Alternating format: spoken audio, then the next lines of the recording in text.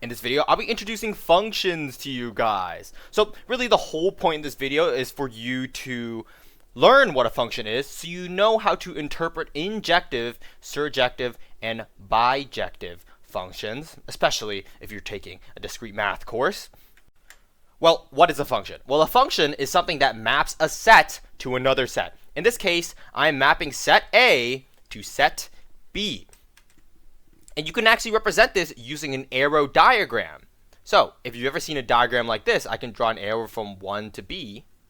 Well, this right here is a mapping from 1 to B. I can draw an arrow from 2 to A. Is right here is a mapping from 2 to A, 3 to A, 4 to C. And this is a function. Well, what are the parts of the function called? Well, this right here is called the domain. So wherever the arrow starts at, right, is the domain. Wherever the arrow ends at, right, if you see a representation like this, wherever the arrow ends at is called the codomain or the target. So the domain maps to the codomain or target. I'm just going to call it codomain for the rest of this video. Well, why is this important to know? Well, this is important to know because of the definition of a well-defined function. In order for a function to be called well-defined, each element of the domain, right, on this side must map to exactly one element inside of the codomain. So, for example, 1 maps to B, 2 maps to exactly A. Okay, exactly one value A. 3 maps exactly one value A. 4 maps exactly one value C. Now, what if I were to draw another arrow from 2 to C? Well, here's the thing. This wouldn't be considered well-defined, okay? In order for a function to be well-defined, every element in your domain must map to only one element inside of your codomain. So if a value in set A maps to two separate values, if 2 arrows come out of the left side, right, in an arrow diagram, you know that this is not a well-defined function. And this also includes the cases where you are missing a mapping, okay? So remember, the definition of well-defined is when every single element, everything in the domain, maps to exactly one element in the codomain. Notice the exactly one part, right? Exactly one means exactly one. It doesn't mean 0, all right? So if there's a value in your domain that doesn't map to anything, this still isn't considered well-defined. And you actually see this inside of asymptotic functions. So let's say you had a function that looks like this, right? This technically is 1 over x, right? A function that looks like 1 over x is asymptotic, has a vertical asymptote at the y-axis. And this isn't well defined because guess what? There is no value, right? When x is equal to 0 in the domain, there's no value for x that maps to any y value. 1 over 0 gives you absolutely nothing. So technically, 0 in your domain doesn't map to any value in the codomain. So this function is not well defined. All right. Now, I've mentioned throughout this entire video that well-defined means that your domain can only map to exactly one value in your codomain, right? Well, here's the thing. Your codomain, right, can be mapped to multiple times. All right, so 2 can map to A and 3 can also map to A, and this is perfectly allowed. Let's use a green check mark because the green looks a lot better than the white check mark. This is perfectly allowed, okay? So again, the definition well-defined is that only exactly one value of your domain maps to a value of your codomain, right? But the codomain can be mapped to multiple times. For example, 2 to A and 3 to A. Now, most of this video is really just going to be me pointing out names of different components of a function because, well, I'm going to be talking about the definition of a function. So if you've taken an algebra class, you probably already know what most of these things are. You just don't know what the name is or what a really low-level understanding of what a function is. But this right here is an example of a function, right? We have a set A that maps to set B, as I've said. But what is the range? Let's talk about the range now. Well, the range is the set of all codomain elements that have actually been mapped to. For example, A has actually been mapped to, right? We have an arrow pointing at it. B has actually been mapped to. C has been mapped to by 4, right? 4 maps to C. But D, nothing points to D. So this right here isn't part of our range because D isn't mapped to. So what would our range look like? Well, a range would be a set, right? A range would be a set, and we would just write down A, B, C in here.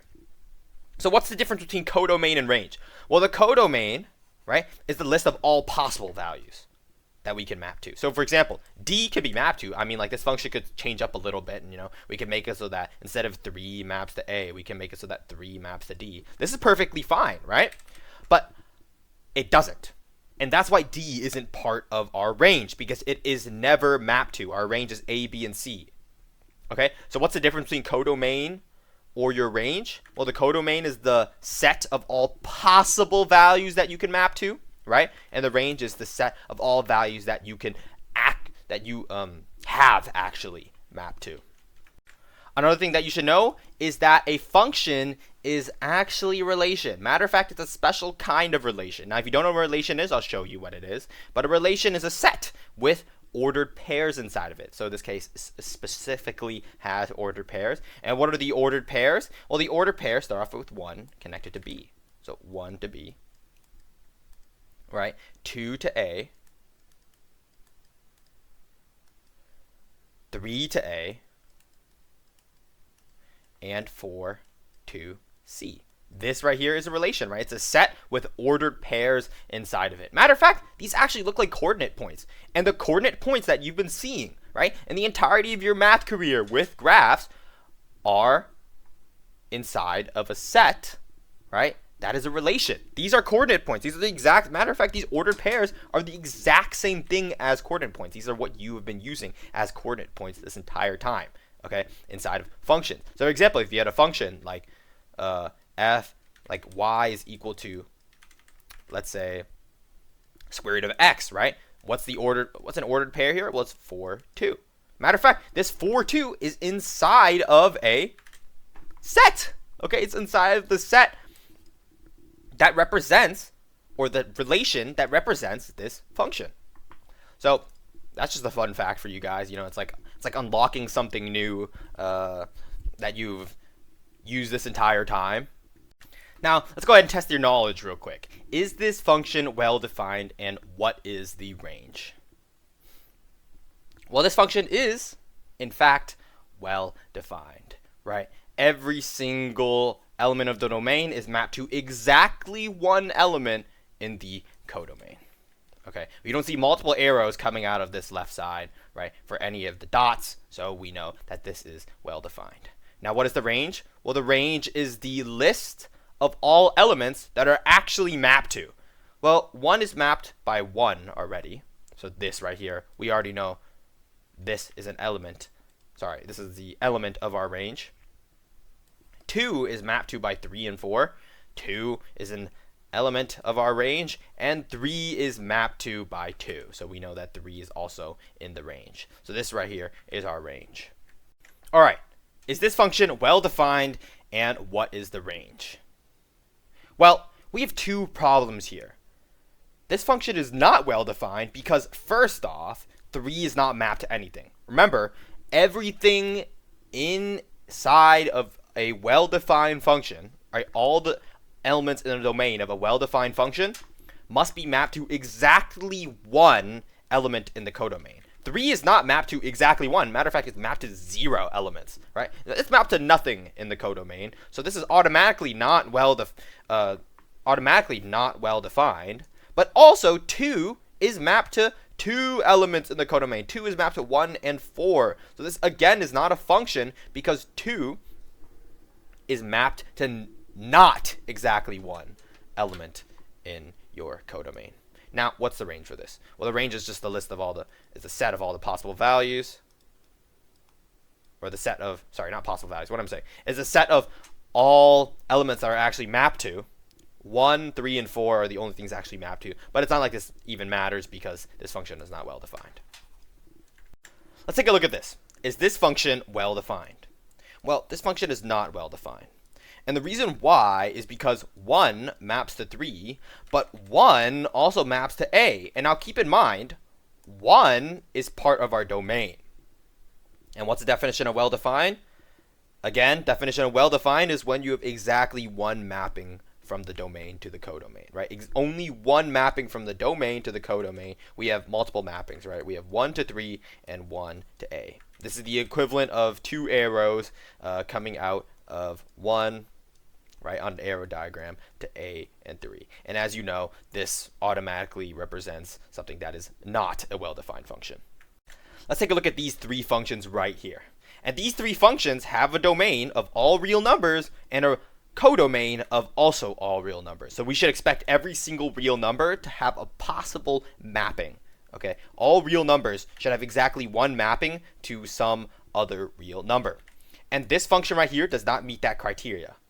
So it is not well defined. What part of it does not meet this criteria? Well, when x is equal to 5, our function is 1 over 5 minus 5.